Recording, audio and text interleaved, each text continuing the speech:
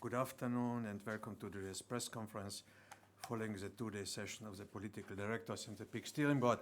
Maybe this conference is a little bit late, yeah, you may wonder, but we had another meeting at 2 o'clock and so this meeting is taking place only now.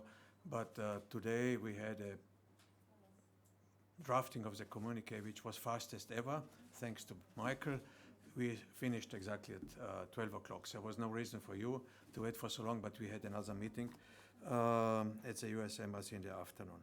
So my principal deputy and Brčko supervisor, Michaela Scanlana, and I will brief you on the discussion that we had over the last 2 days and conclusions of our session that you will find in the communique. As always, communique of the PIC steering board will be distributed to you after this press conference.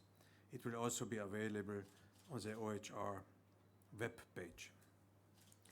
During the first day of our meeting, we had two thematic sessions.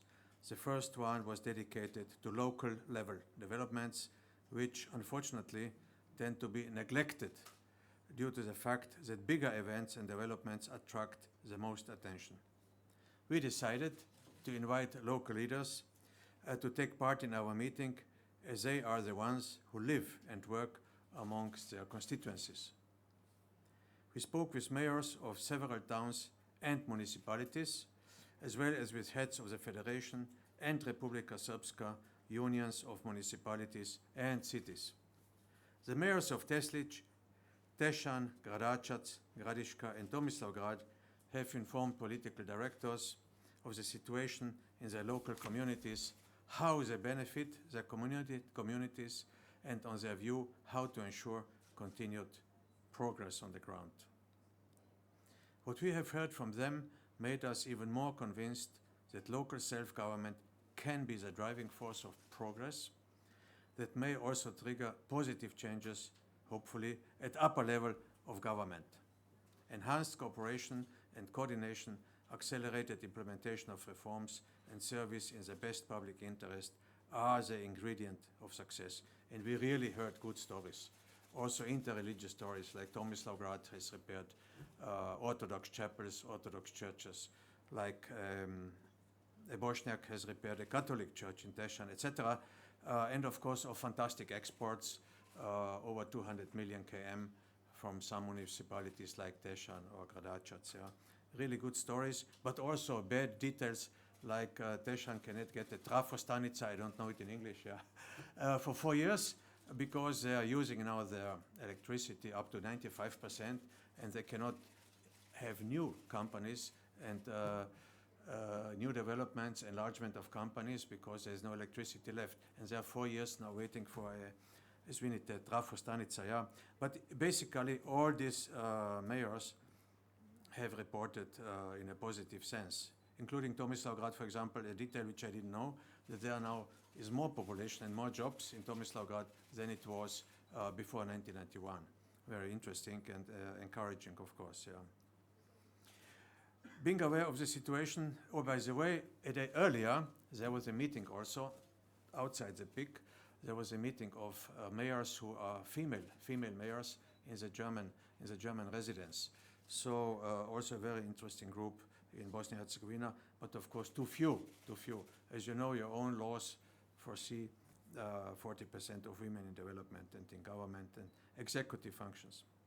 Being aware of the situation on the ground, the second session of the PIC steering board political directors was dedicated to the migrant issue and the operational response at the state level. To cover all the aspects, we spoke with the experts, Peter van der Auweraert, IOM coordinator for the Western Balkans. We spoke with Zoran Galic, director of the BiH Border Police, and Slobodan Ujic, director of the BiH Services for Foreign Affairs. Some of the information which we got were quite shocking. For example, Mr. Galic cannot fill 500 open posts for the border police. So you have only border policemen every 22 kilometers, one person. Yeah. So how can they control the border? This, of course, is also a budgetary issue, which we also discussed, the state budget. But then also Mr. Ujic informed us about how the foreigners are being treated, and sometimes the offices of the service for foreigners is in the center of the city, like in Tuzla, and this is not always easy to handle 100 to 200 per day in the center of the city. In any case, this meeting was very, very interesting, partly depressing, but it also shows the entire country is responsible for migrant issues. This is an original Dayton issue, migration and asylum, and it is a state competence. It's not only the duty of one entity or of one canton. And yet the burden of the problem and the challenges it poses are disproportionately shared. The RS and other cantons, beside Sana canton, need to do more. The RS needs to participate in addressing issues that affect the entire country. And speaking about Serbs, it's no secret that the biggest group in Vienna, outside Austrians of course, are Serbs. They have been nicely received. Some have been received as workers, others as refugees, but in any case, I think also Serbs got a lot of positive attention in many countries in the world, and it's my personal view that they should also reciprocate when they have refugees in their own regions who are basically transit refugees. They will not stay in Republika Srpska or Sana canton or Sarajevo or Salakovac, etc. Another takeaway from this discussion is that the state-level institutions need more financial resources to be able to tackle the migration flow more effectively and more efficiently. As you know, the budget is frozen now for 7 years, since 2012. In 2012, there was no migrant crisis. And we heard from the Italian delegate today that in Italy, the budget for the migrants sort of exploded because there are so many migrants in Italy. You all know it, you're journalists, yeah? But also here, this issue was not present in 2012, and it would be only logical to have an increase of the budget, which is frozen since 2012. It is important to find a path forward for the BiH state to more effectively execute its constitutional competences and responsibilities for migration-related issues in close cooperation with other levels of government. Sufficient budget should be provided to help the state agencies to improve their effectiveness in addressing migration-related problems.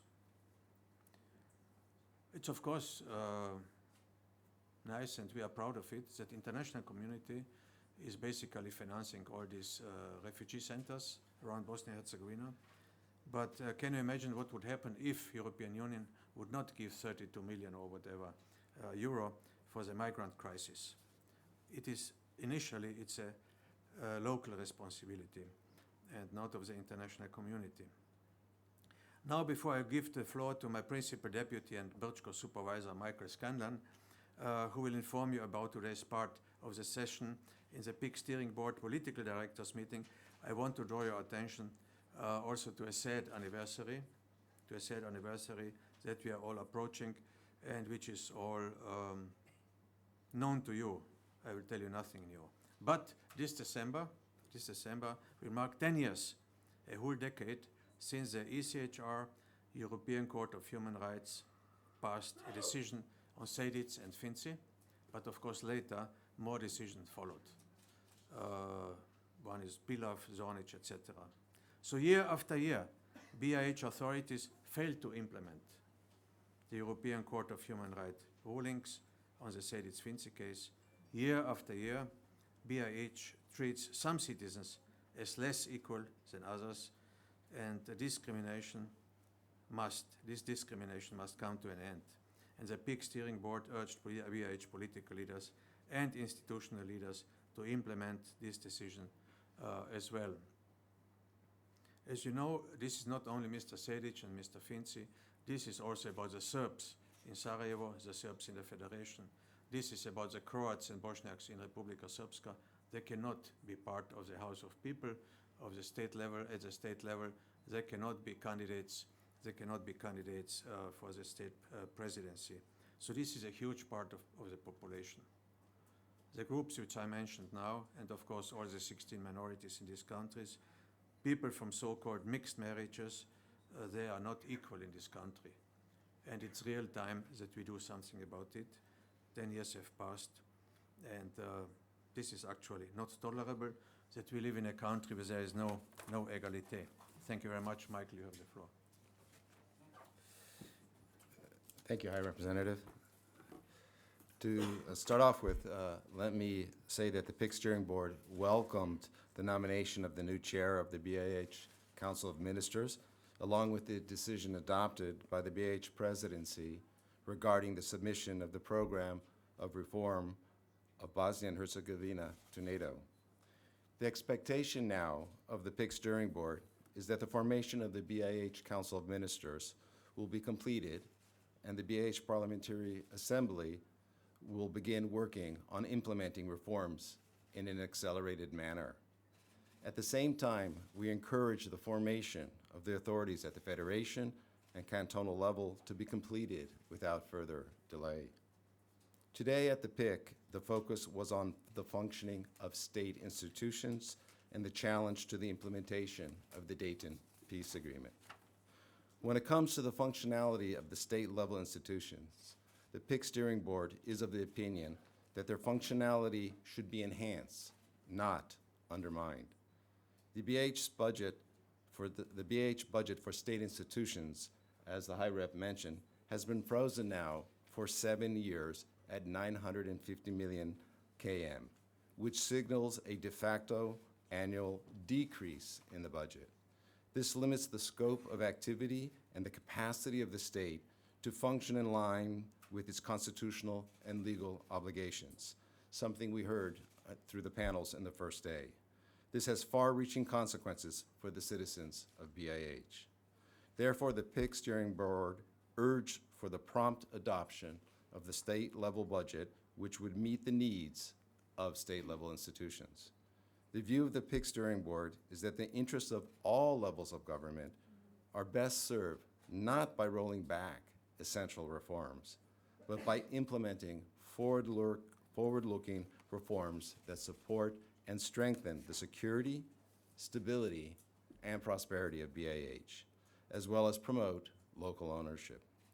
In this respect, the PIC Steering Board recalled its statement of 13 November concerning the conclusions adopted by the Republika Srpska National Assembly.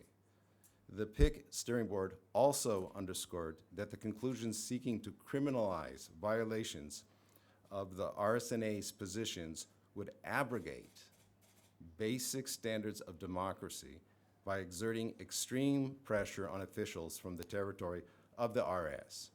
This would constitute a direct attack on the autonomy and independence of state-level officials in violation of the Constitution of BIH.